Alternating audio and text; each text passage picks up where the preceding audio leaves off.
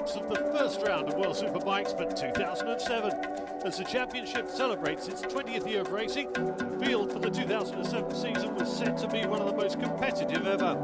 It all began in the desert kingdom of Qatar in the Middle East, on one of the longest and trickiest circuits on the calendar, Losail.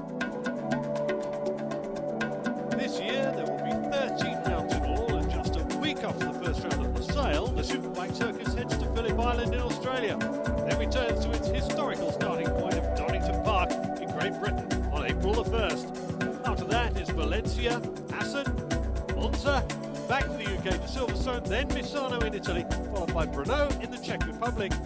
Brands Hatch remains the jewel in the crown on August the 5th. Then it's on to the Lausitz Ring in Germany before a new venue of Vallelunga in Italy and the traditional finale of Magny-Cours in France. But it all begins here in the Middle East at Losail, starting the most eagerly anticipated championship in years. 4 world champions are on the roster, including the current world champion Troy Bayliss, who is back to defend his title for Ducati. Fellow two-time champion Troy Corser made the switch from Suzuki to Yamaha alongside Haga, and James Toseland would once again fly the flag for the Dutch Tenkate Honda team. But the real buzz around the paddock is the arrival for his first ever Superbike season of 4-time 250cc world champion Max Biaggi after a year out of racing.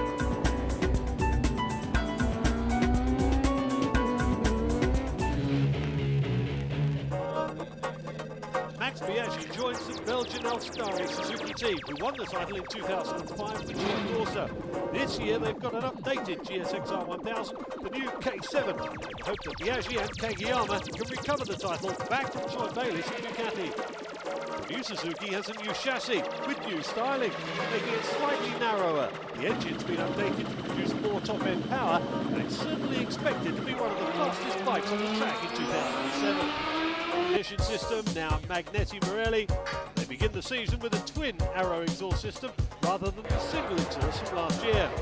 It's all new to MotoGP star Max Biaggi, who, as well as learning superbikes, is also riding on Pirellis for the first time. So how does the former world champion from Italy think he can do this package in his first full season for superbikes? Ready to go for starting the race, and just have lots of adrenaline, enthusiasm to be in the middle of this guy, try to find my way and the speed around the track, and we'll see Saturday afternoon. But at the moment the pre-test, it was quite good, and the practice was not too bad today, so we'll see tomorrow. Going into Superpole after 2 sessions of qualifying, Britain's James Toseland had set the pace with a 1-minute 58.6 second lap. But it was the new boy, Max Biaggi, who set things alight, not at all intimidated by his first ever attempt at Superpole.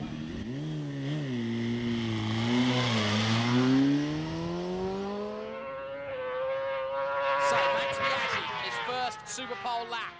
He was the quickest in the Superpole warm-up session. He went out on what was probably one of the softer of the pair of race tyres that you could choose.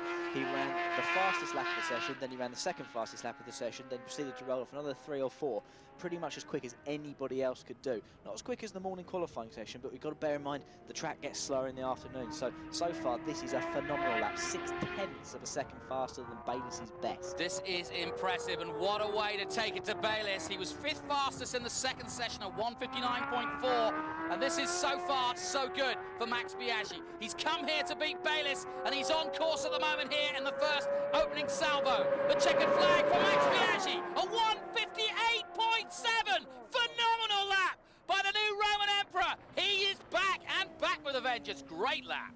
Well, it's a complete new adventure for me, and I feel great. I feel good, excellent. You know, I have to say then that what I was looking for, the challenge, and I changed everything, you know, from my past 10 years, bike and rival and tires, and it's working good for me, and I have a lot of enthusiasm, so I'm happy.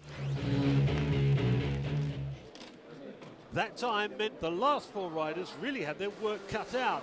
Lanzi and Haga couldn't better it, and that left the king of Superpole to raise the bar one more time as he went in pursuit of his 39th pole position.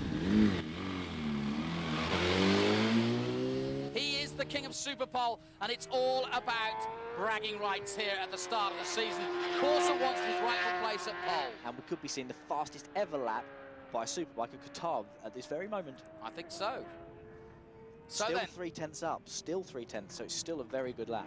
very good indeed so far for the Yamaha, the YZF R1, a brand new bike. They've had a few teething problems at Phillip Island and in Valencia, getting that rear grip dialed out, but he seems to have done it. Actually, it was more of a dialed in. They needed more rear grip. Right, yeah.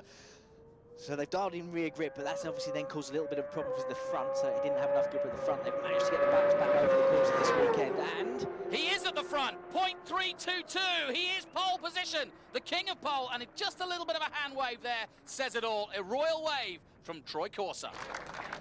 Last to go, James Toseland made a mistake early on, giving the pole once again to Troy Corsa, his first ever for Yamaha.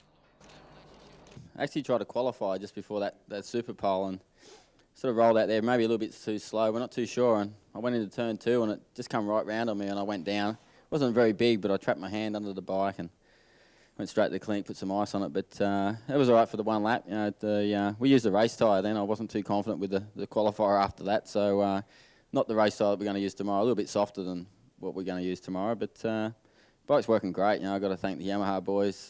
They've done a fantastic job, and in the short time we've been together, we're working well.